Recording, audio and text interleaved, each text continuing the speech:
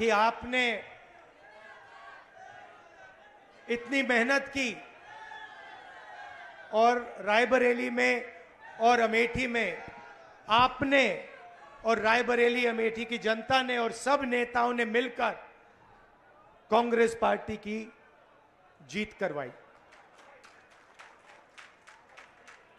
इस बार जैसे प्रियंका ने कहा, कांग्रेस पार्टी रायबरेली में, अमेठी में, उत्तर प्रदेश में, बाकी हिंदुस्तान में एक होकर लड़ी। और मैं समाजवादी पार्टी को कहना चाहता हूं कि इस चुनाव में उत्तर प्रदेश में आपका हर एक कार्यकर्ता कांग्रेस पार्टी के कार्यकर्ता से मिलकर एक साथ लड़ा। मैंने सोचा कि ये क्यों हुआ, कि पहली बार मैंने देखा कि इंडिया गठबंधन, अलग अलग पार्टियां, कांग्रेस का हर कार्यकर्ता, समाजवादी पार्टी का हर कार्यकर्ता, डीएमके का हर कार्यकर्ता एक साथ खड़े होकर लड़ गए। पहले अलायंस होता था, एक साथ चुनाव लड़ते थे, मगर शिकायत आती थी कि भैया यहां उन्होंने मदद नहीं की, वो शिकायत करते थे यहां आपके लोगों ने मदद नहीं की। मगर इस बार सारे के सारे एक बन के, मैं आपको बताऊं, 1 इंच पीछे नहीं हटे। हर प्रदेश में, तमिलनाडु, उत्तर प्रदेश, हर जगह, मणिपुर, राजस्थान, कर्नाटक, तेलंगाना एक हो गए। और मैंने सोचा ये हो क्यों रहा है, ये हो क्यों रहा है, इसका कारण क्या है? इसके 2-3 कारण हैं। सबसे पहला कारण, जो देश की आत्मा को समझ आ गया कि नरेंद्र मोदी जी, अमित शाह जी हिंदुस्तान के संविधान को खत्म करने की कोशिश कर रहे हैं। जो हिंदुस्तान की नींव है उससे वो खिलवाड़ कर रहे हैं। इसीलिए पूरा देश एक साथ खड़ा हो गया। दूसरी बात, 2014 में हिंदुस्तान की राजनीति में एक बदलाव आया। पहली बार हमने देखा कि प्रधानमंत्री खुलकर हिंसा और नफरत की राजनीति कर रहे थे। और यह हिंदुस्तान की संस्कृति और हिंदुस्तान के धर्मों के खिलाफ है। और रास्ता मैं बताना चाहता हूं, और मुझे बहुत गर्व है कि रास्ता रायबरेली, अमेठी और उत्तर प्रदेश ने दिखाया है। उत्तर प्रदेश की जनता ने नफरत के खिलाफ, हिंसा के खिलाफ, अहंकार के खिलाफ दबाकर वोट दिया है।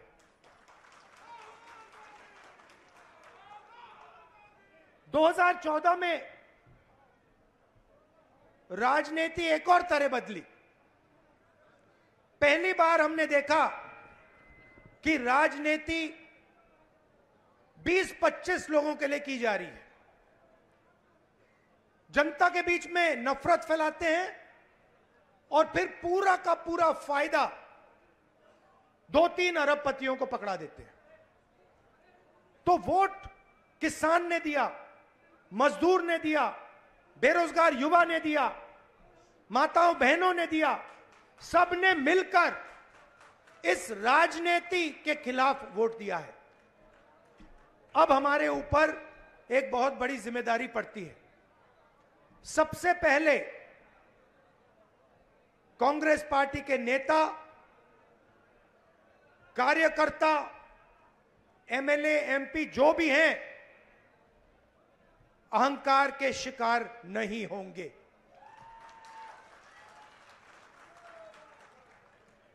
दूसरी बात,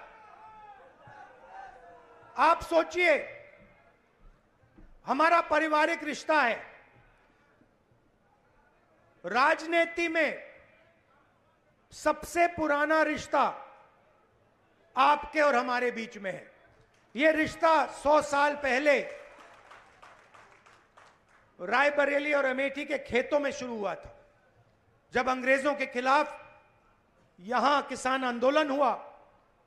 जवाहरलाल नेहरू जी आए, रायबरेली, अमेठी, उत्तर प्रदेश के किसान लड़े थे, और उस समय भी बदलाव रायबरेली के किसानों ने किया था, अमेठी के किसानों ने किया था, अमेठी रायबरेली के युवाओं ने किया था।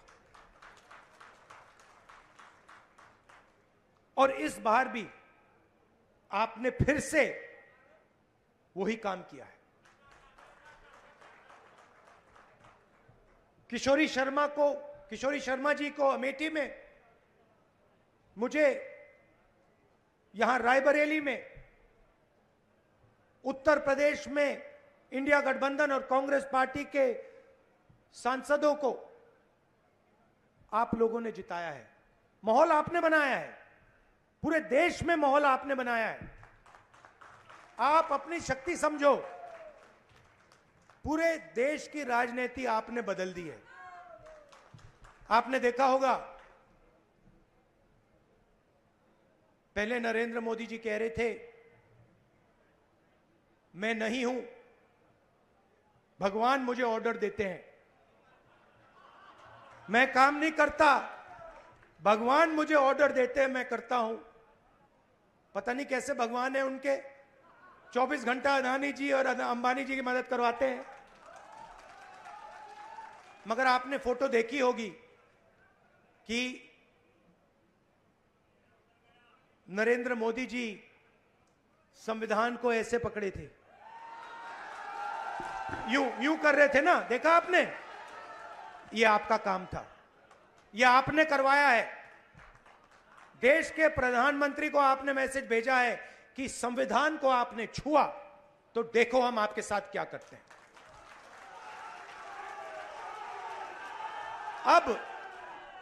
अब देखिए, अब यह भी मत सोचिए कि काम खत्म हो गया है, यह अभी काम शुरू हुआ है, यह शुरुआत है।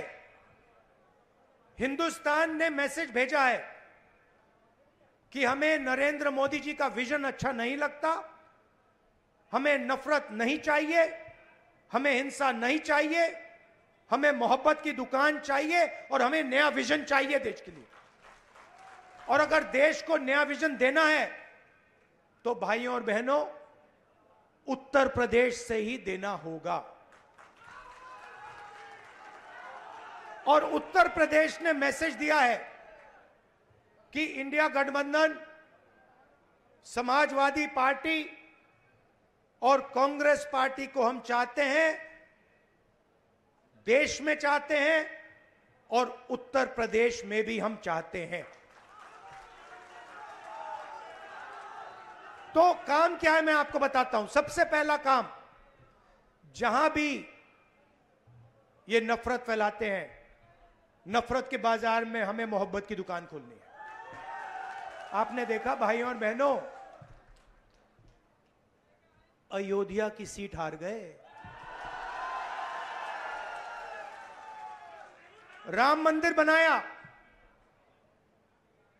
उसमें इनॉग्रेशन में एक गरीब व्यक्ति आपने नहीं देखा होगा, एक किसान नहीं था, एक मजदूर नहीं था, एक पिछड़ा नहीं था, एक दलित नहीं, आदिवासी राष्ट्रपति से कहते हैं तुम यहां नहीं आ सकती।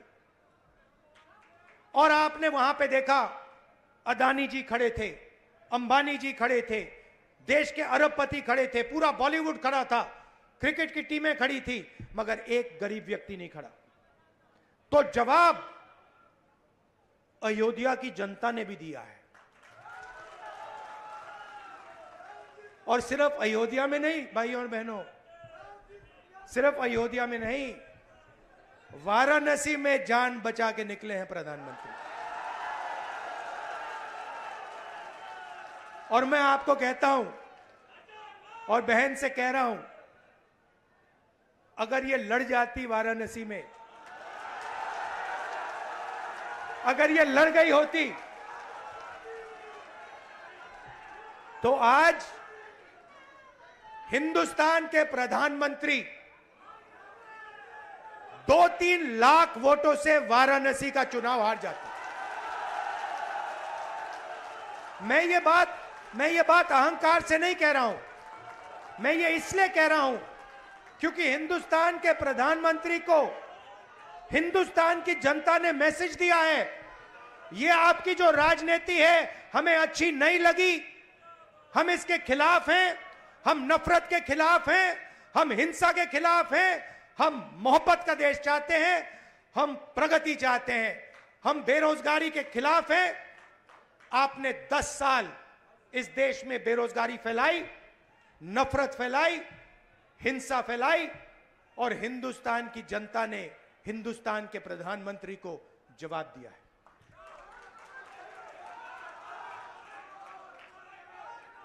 और शुरुआत आपके दिल में हुई थी, तो बदलाव आप लाए हैं, तो दिल से आपका धन्यवाद करना चाहता हूं।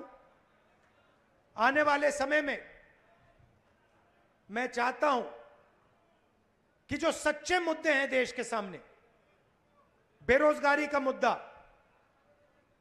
महंगाई का मुद्दा, किसानों का मुद्दा, मजदूरों का मुद्दा, ये मुद्दे उठाए जाएं और गरीबों की मदद करने की पॉलिटिक्स हो, राजनीति हो।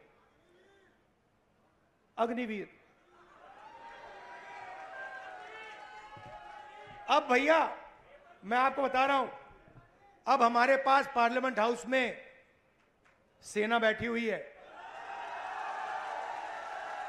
सेना बैठी हुई है। इस बार हमारी पूरी कोशिश होगी, ऑपोजिशन में बैठे हैं मगर अग्निवीर को ऑपोजिशन में रद्द करने की कोशिश करेंगे। तो आपने हमें इतनी शक्ति दी, और ये सिर्फ आपने राजनीतिक डिसीजन नहीं लिया है,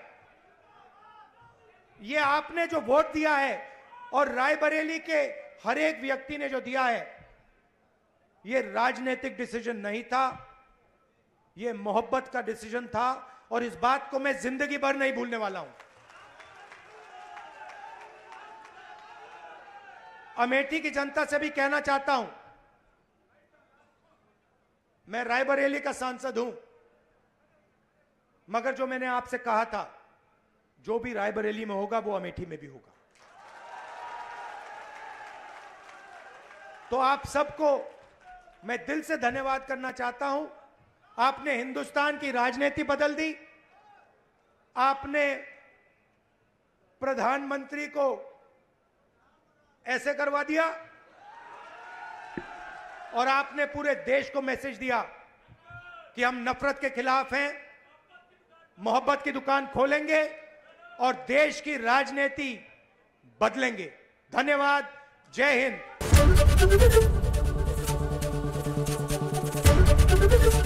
एबीपी गंगा, खबर आपकी, जुबान आपकी।